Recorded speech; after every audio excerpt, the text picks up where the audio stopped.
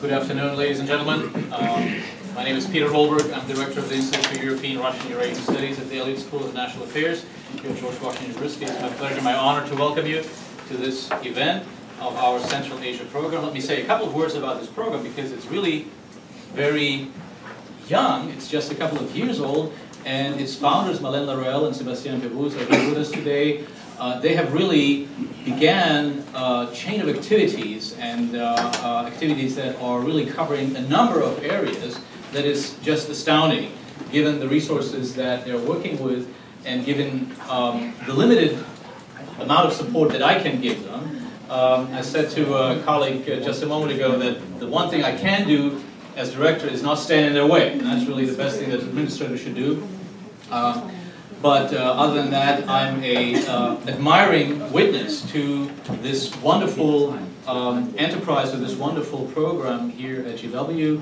And I want to say, just a year ago, barely a year ago, on November 6th, last year, we had a conference on the culture of Kazakhstan, which was extremely successful. We had it actually in the Elliott School building, in the stage room, and Ambassador Olzhas Suleimanov was there, the great poet, and also the UNESCO ambassador of Kazakhstan. And for the first time, I realized what an incredible power of attraction these nations of Central Asia have, and what a richness of resources. They're usually seen as holders of resources in a different, more material sense, but I think what is important, what our program is also doing, is viewing them as resources of intellectual, spiritual, and cultural kind. That's something that we want to emphasize here, and of course the political aspects of this as well. So our Central Asia program, we've had larger and smaller events in regards to political events, to security, last week to oil, next week to religion. So the gamut of themes, of topics is really admirable and is really quite astounding for the size of the program as it is. It is my honor to welcome the Deputy Assistant Secretary of State, Fatema Sumar, today. So welcome, being our guest, it's an honor. And also the Deputy Chief of Mission of the Embassy of Kazakhstan, Mr. Yerkin Akhinzhanov. Welcome. And I'm turning the floor now to Mr. Akhinzhanov.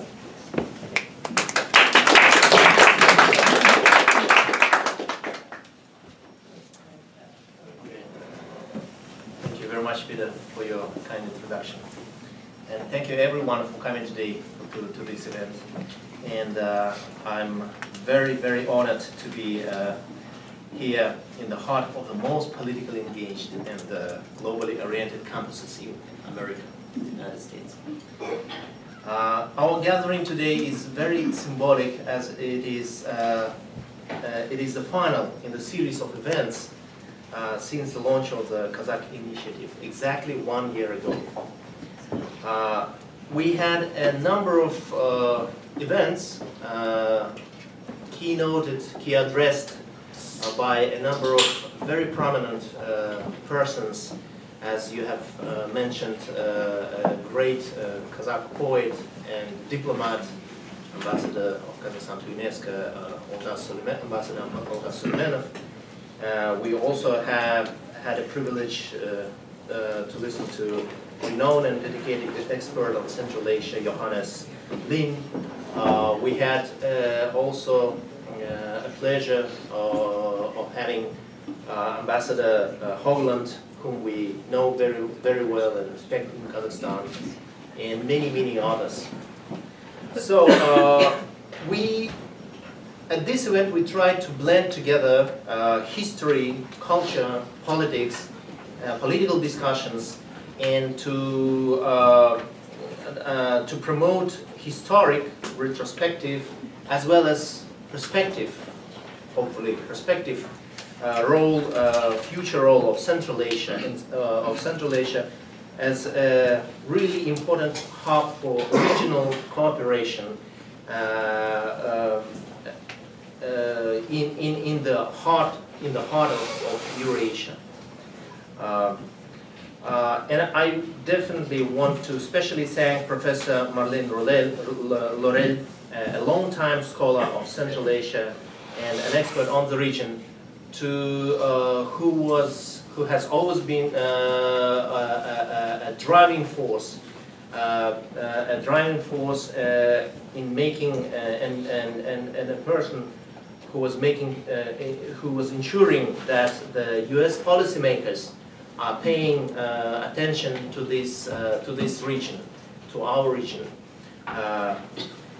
So, ladies and gentlemen, today's conference is rightfully focused on the prospects and challenges of regional integration in Central Asia. As we call it, one of the biggest landlocked region, and again, unfortunately, maybe which didn't realize all its potential for integration, not at this stage of our development. Because the understanding of the necessity of closer regional cooperation is in the heart, is the basics, one of the basics of foreign policy concept of Kazakhstan, adopted earlier this year. And as President Nazarbayev identified that intra-regional cooperation, integration in Central Asia is a core of our country's foreign policy doctrine.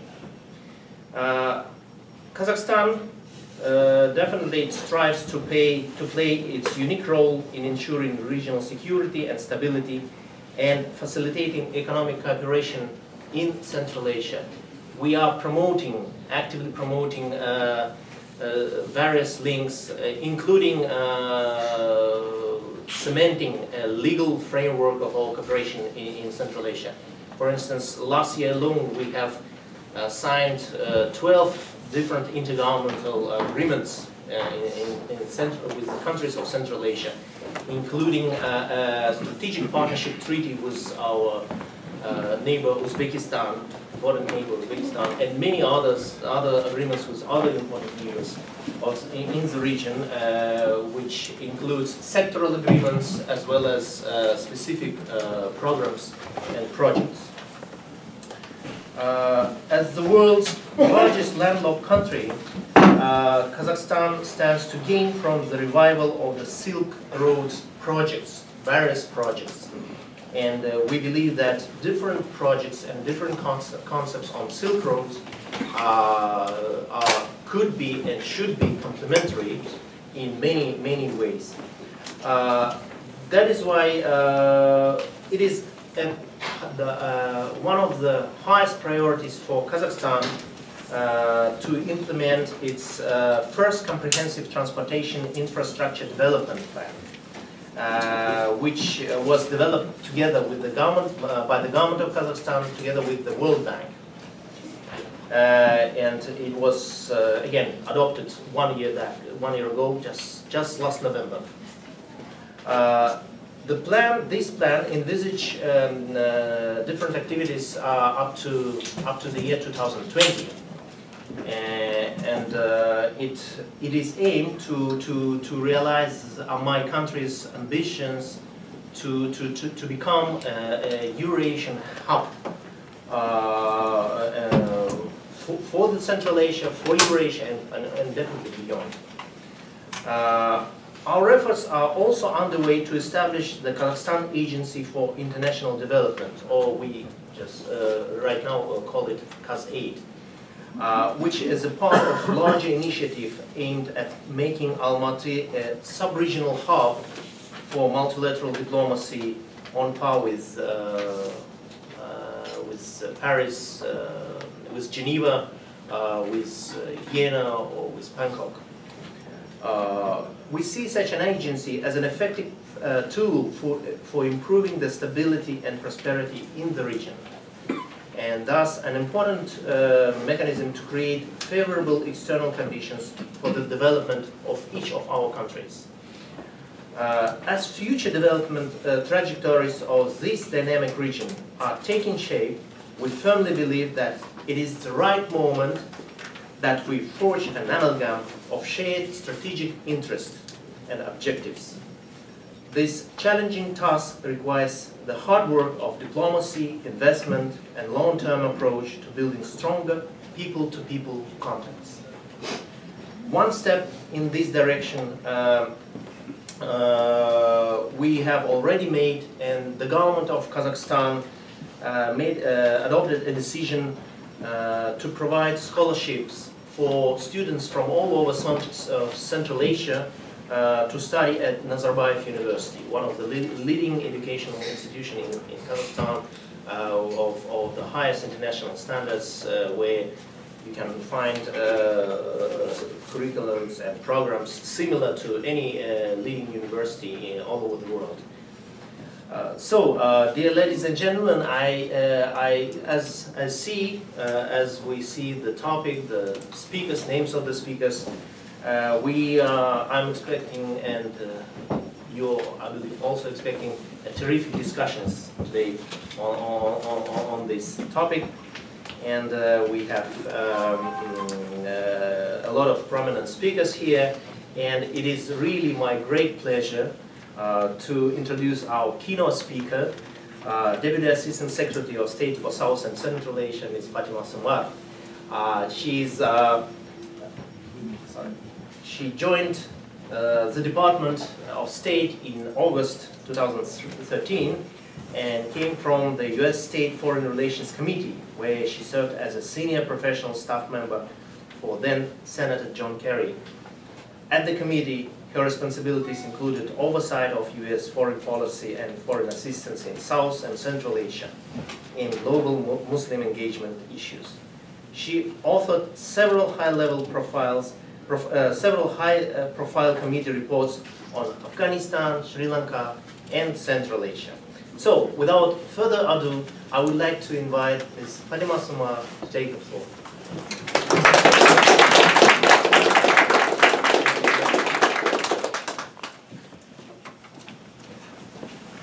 So, good afternoon. It's a real pleasure to be here with all of you, and it's a real pleasure for me to be here at the Central Asia program at GW. It's actually my first time here, so I hope it's the first of many visits. And I think it's terrific what you've all been able to accomplish here in such a short amount of time, and to really bring attention to why this region is so strategic and important for the United States, and for us thinking through our longer-term national security interest more broadly in the Eurasian space. I want to just also thank Yerkin for his warm introduction, but also his partnership in strengthening our own bilateral relationship between the United States and Kazakhstan. And we very much appreciate the leadership from him and from the ambassador in that regard. So today's discussion is very timely and topical. I spent a lot of time in my current capacity in this job thinking through exactly the thesis of today's discussion on looking at regional integration in Central Asia. And I'll actually be traveling next week to Bishkek to represent the United States at the Central Asia Regional Economic Cooperation meetings. So today's discussion is particularly timely to put some ideas on the table in terms of next steps for all of us here today and abroad. During the past few months, there have been a number of developments in the region and across the globe that are having a real impact on the political, security, and economic situation in Central Asia. On the regional front, first and foremost is the drawdown in Afghanistan. The Afghanistan transition continues, and just this weekend, British troops ended their combat operations in Afghanistan, handing over Camp Ashland in Helmand province to Afghan National Security Forces. We know that Central Asian countries have been anxious about this transition, in particular, its effects on the stability of the government of Kabul and the ability of Afghans to combat terrorism and narco-trafficking. But there are signs of encouraging progress. Last month's inauguration of the new National Unity Government, led by President Ghani and Chief Executive Officer Abdullah, was a major step forward. The signing of the United States-Afghanistan Bilateral Security Agreement, which provides the necessary legal framework to allow U.S. troops to remain in Afghanistan beyond 2014 for a limited mission to train, assist, and advise Afghan forces, and to conduct counterterrorism operations with our Afghan allies, also demonstrates our commitment to the region. And our redoubled efforts to advance the New Silk Road Initiative, economically linking Afghanistan and South and Central Asia, is helping countries reestablish and expand connections across this region. I would also flag that Russia's actions in Ukraine are a real source of concern. President Obama said in New York last month, Russian aggression is reminiscent of the days when big countries could trample small ones at will. Countries in Central Asia that share close political, economic, security, and people-to-people ties with Russia understand this better than most as they balance their historical ties with Russia and their need to exercise sovereignty and independence. When we observe developments relating to the Eurasian Economic Union, we recognize that all countries have the right to choose their own path of economic development according to their national interests. But no country ultimately has the right to determine the political and economic orientation of any other country. On the global front, there are major challenges that also have an impact on Central Asia. For instance, the threat of ISIL is clear. As groups like the Pakistani Taliban declare their support for ISIL and order their fighters across the region to support the group's efforts to establish an Islamic caliphate, Central Asian governments worry about the impact this could have on their own states. Already, a small number from Central Asia have joined various extremist groups fighting in Syria. So we need to work together to address the real threat of foreign fighters and counter violent extremism. Finally, I want to note that global oil prices are having a major impact locally. Since June, global oil prices have dropped 26%, largely hurting Russia, Iran, Venezuela, and Iraq the most. The price decrease has been driven by abundant supply, unexpectedly weak demand, a strengthening US dollar, and a reluctance by Gulf suppliers to cut oil output.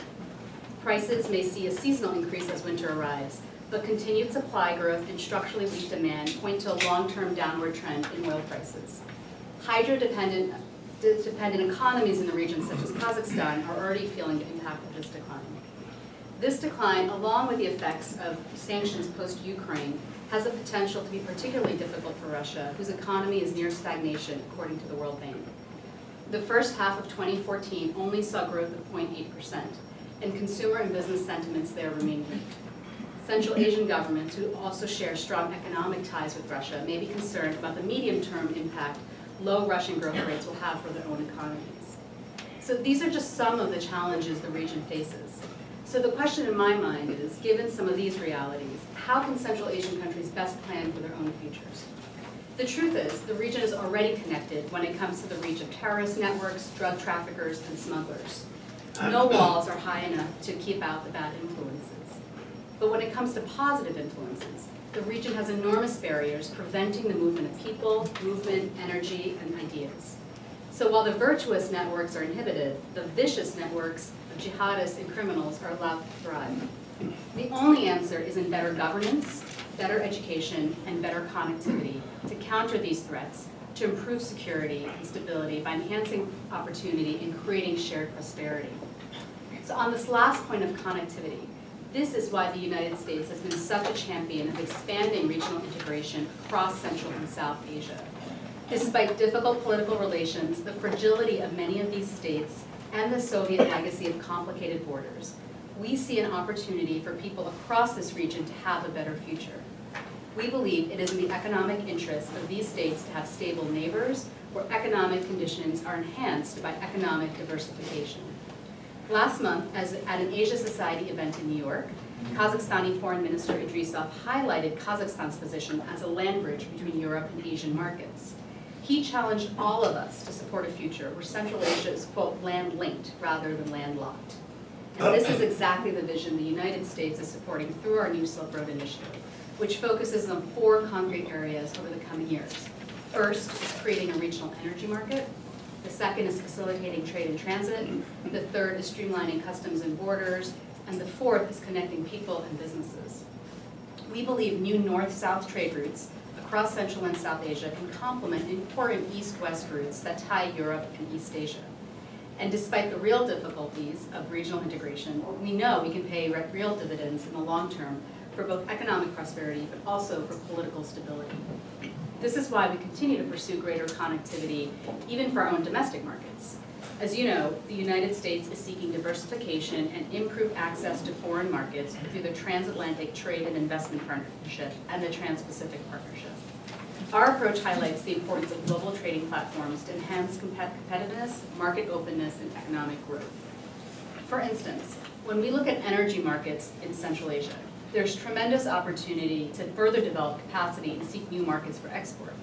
This is particularly relevant where dependence on one single external market can have real economic consequences. Several Central Asian countries have already found a market for export in their their electricity in Afghanistan.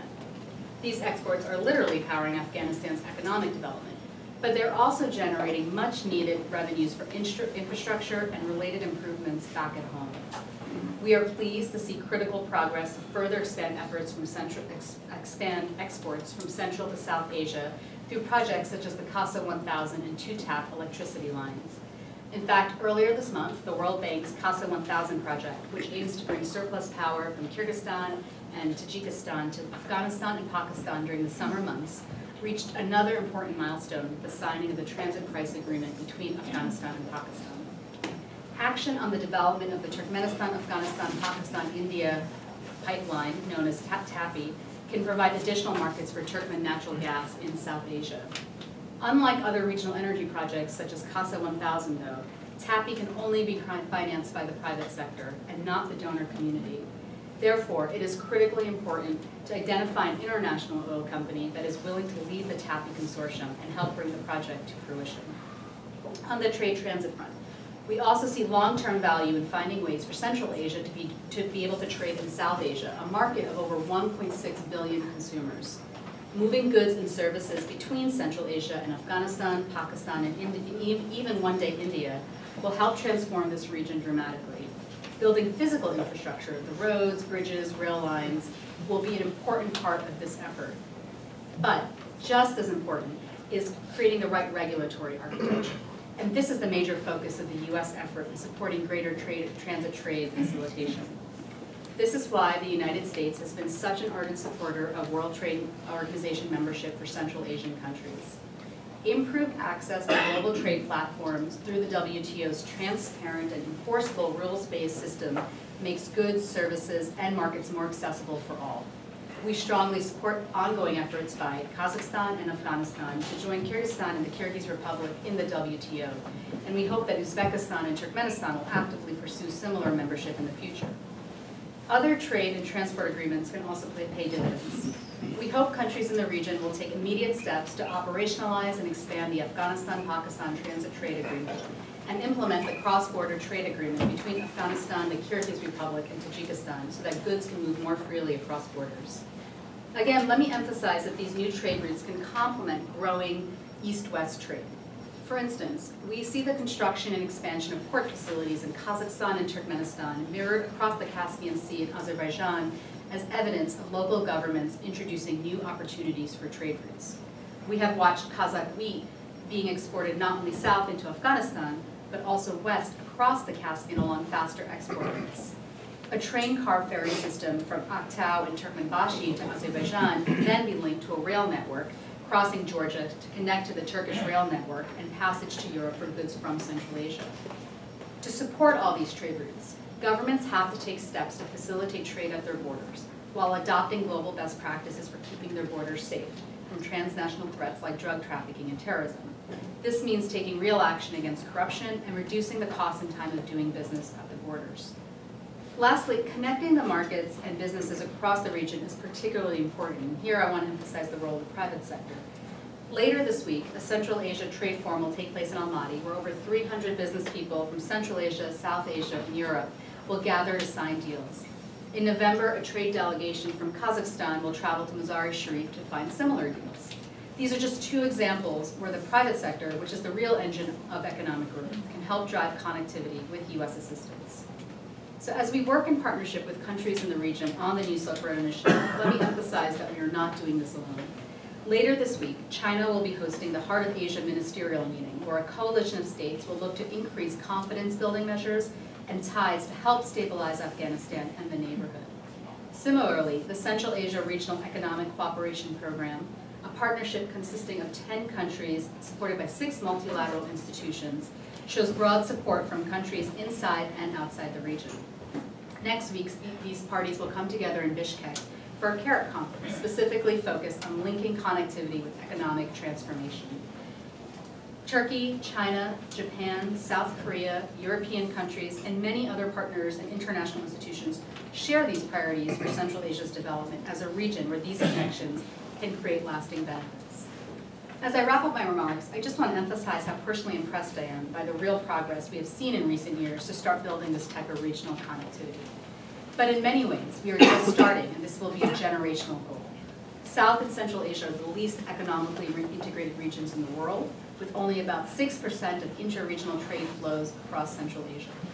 So we have a lot of work to do in the coming years to strengthen economic institutions and customs and borders management, promote energy diversification and domestic energy upgrades, support confidence-building measures to enhance good relations amongst neighbors, promote fair transboundary water management, and adopt regulatory best practices for healthy financial markets. But the good news is there's growing momentum within the region and within the international community to support greater connectivity in Central Asia. The United States continues to support a stable, secure, and prosperous future for this region. So as we prepare for upcoming discussions in Beijing and Bishkek in the coming days, I look forward to hearing thoughts from all of you. And thank you again.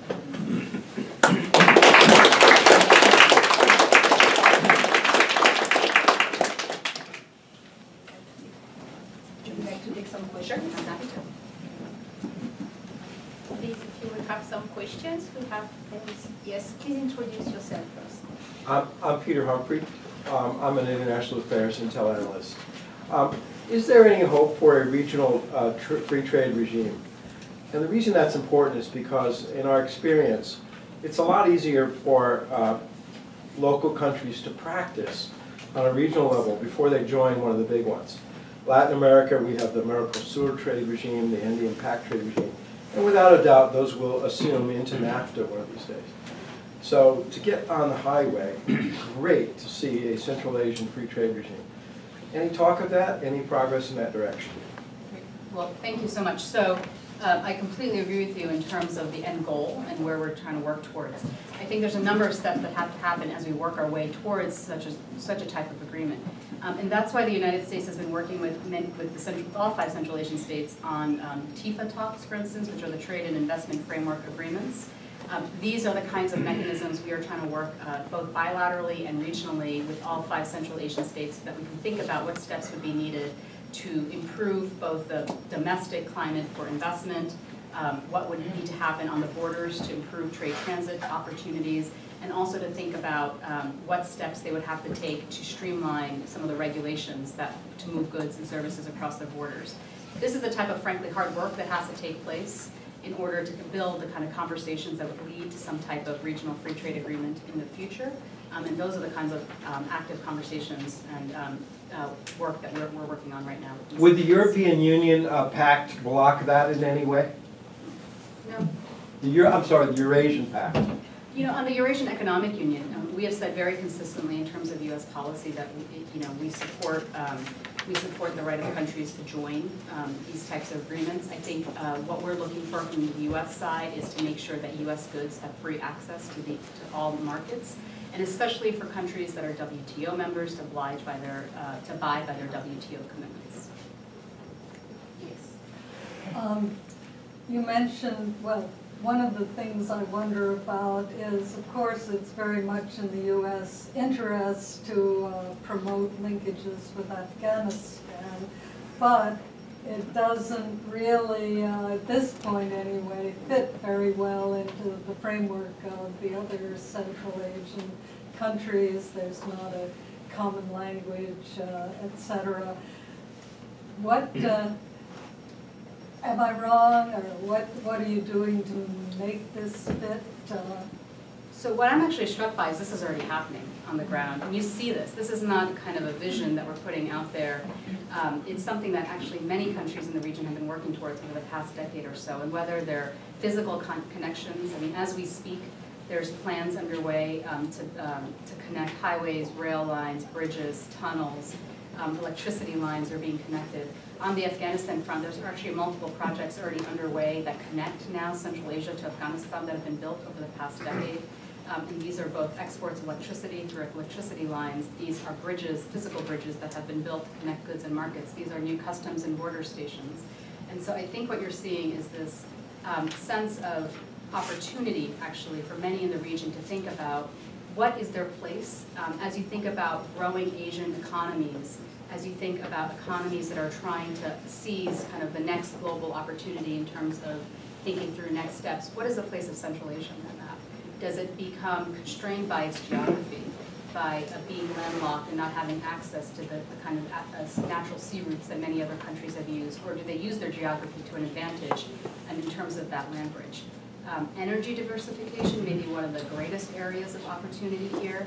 When you think about the abundant natural gas resources that some of these countries have, when you think about the surplus hydropower potential that they have, with the right types of domestic infrastructure upgrades, but also the support to build the capacity to export into new markets. You could look at a dramatically different map of Asia 30 years from now, where Turkmenistan is selling gas to India, or Tajikistan and Kyrgyzstan are selling electricity to Pakistan and the Indian markets as well. And that's a dramatically different conversation about Central Asia's place within the broader Asia landscape. Well, I know that Afghanistan's plan was to make it the central link for all these countries. I don't know how realistic that was.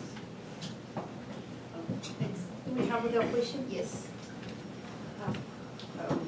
Good afternoon, and thanks for coming to the meeting, everyone. My name is Anita Hashimova. You mentioned Kasa project, hydropower project.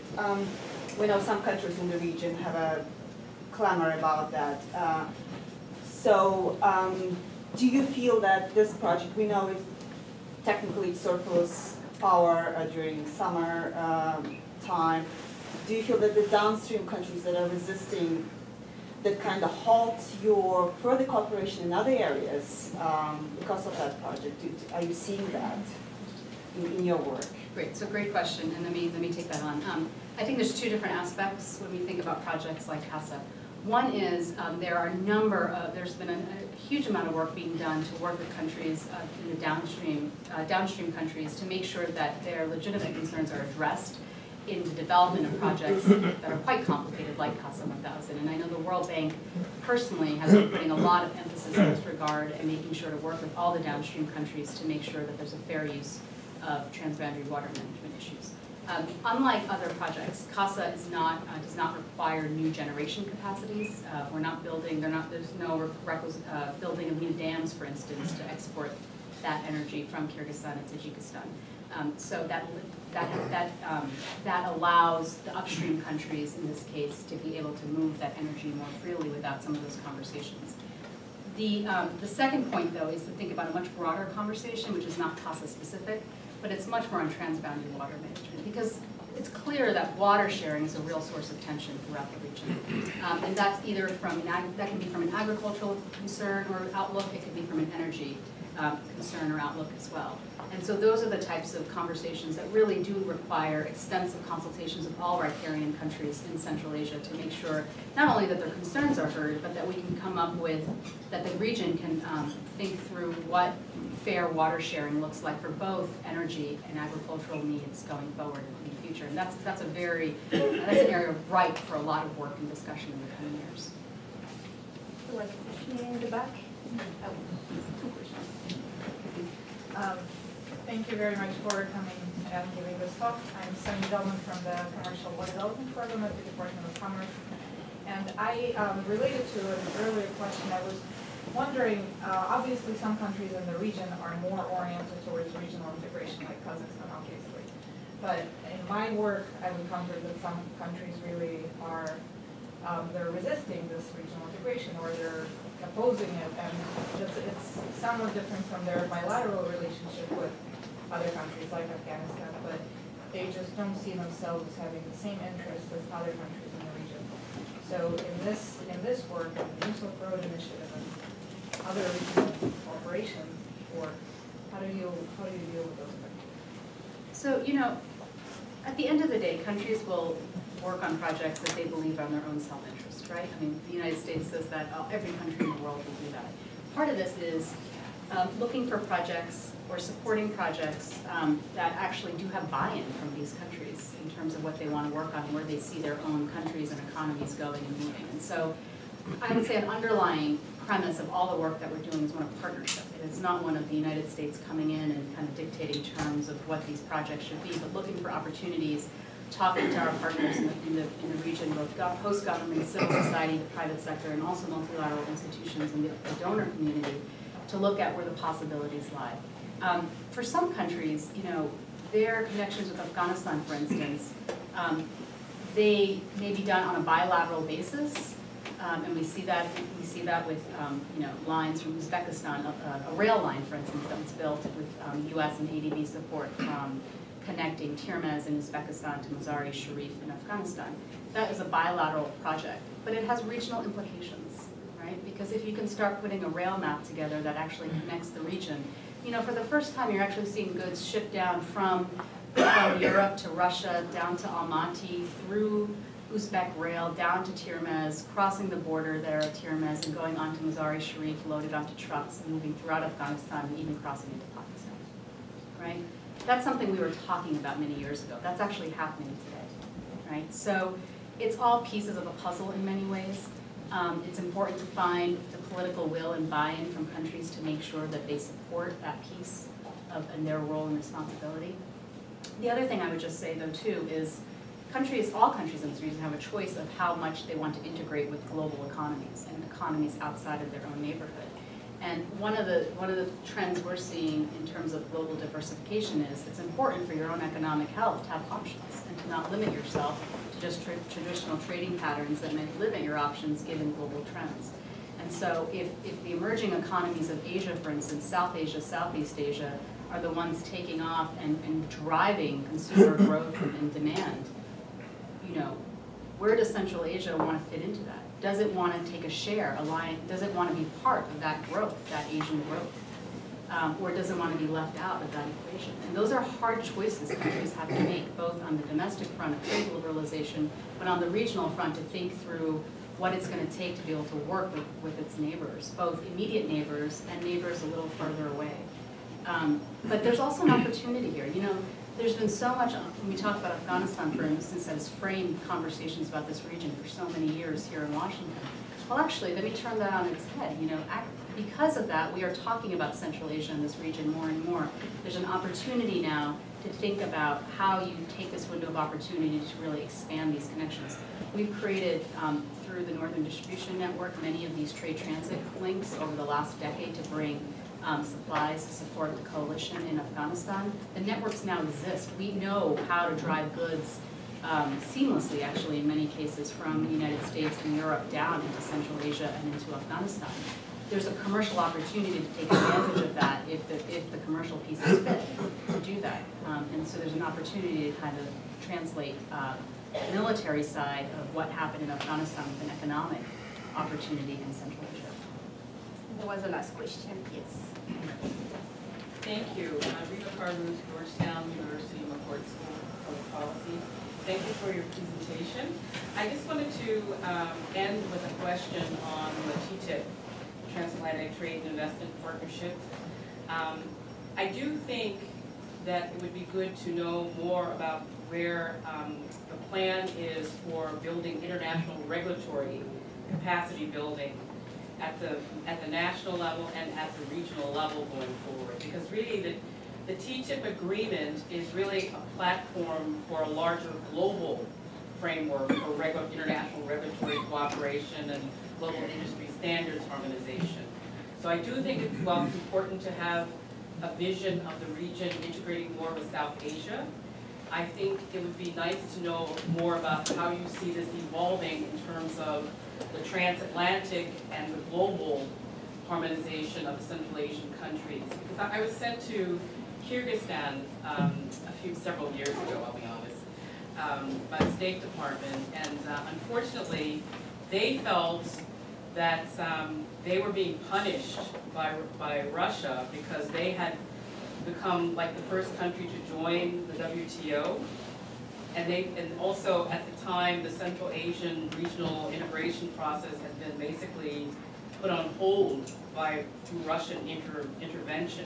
So I just want to see or hear more about how you see this going forward, how you see this process of capacity building. I mean, is there a plan in place to have schools of public policy and business management partnering with American and European schools to help train regulators and to help train business people there on global industry standards? Sure, thank you. So let me just say, I'm not our TTIP expert from the State Department, so I'm going to definitely punt on that because I don't. There's a lot going on in that with a complicated thing. But let me talk about the Central Asia part of your question, which is quite important. You know, when Kyrgyzstan acceded to the WTO back in the day, and it was one of the first, and then Tajikistan as well, it really kind of set a gold standard in some ways for thinking about how it can have access to global markets, right?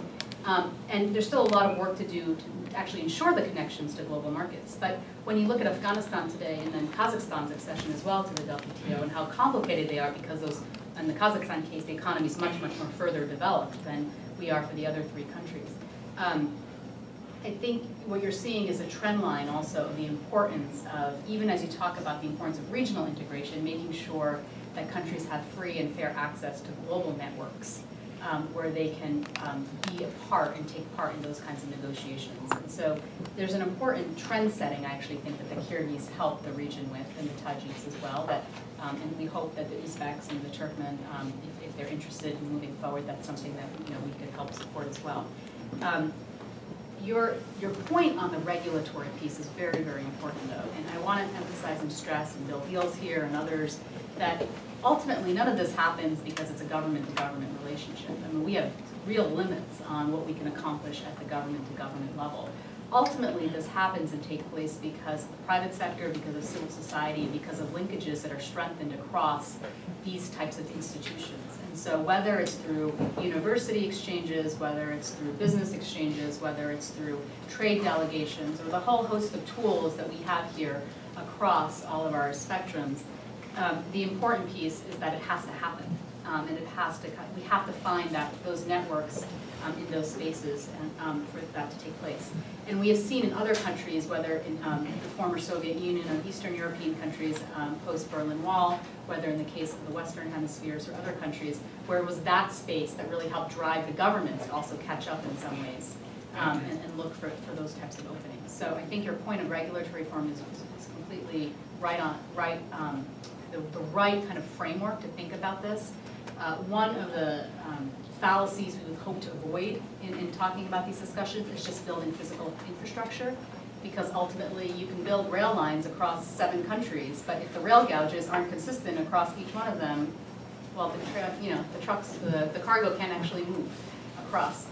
Same thing with customs and borders. If you don't have single window at your customs and borders, and your traders have to go through 16 different steps and 16 different money trading hands at different points, it makes it really difficult. I always say when I'm on the road and talking, especially with the private sector, to my mind, there's only 2 real metrics when we think about this. It's the cost of doing business and the time of doing business, and that will kind of determine whether or not it's in anyone's economic incentive to use these types of trade routes, or if you use alternative ones. And so, in some ways, we have formulas that we know work in other emerging economies and emerging markets. What we need, in addition to kind of the recipe, is we need political will, political leadership. We need a real commitment on issues like corruption, which can be very crippling at the borders in particular. And frankly, we need attention and support and financial resources from the international community, both governments, multilateral institutions, and the private sector as well.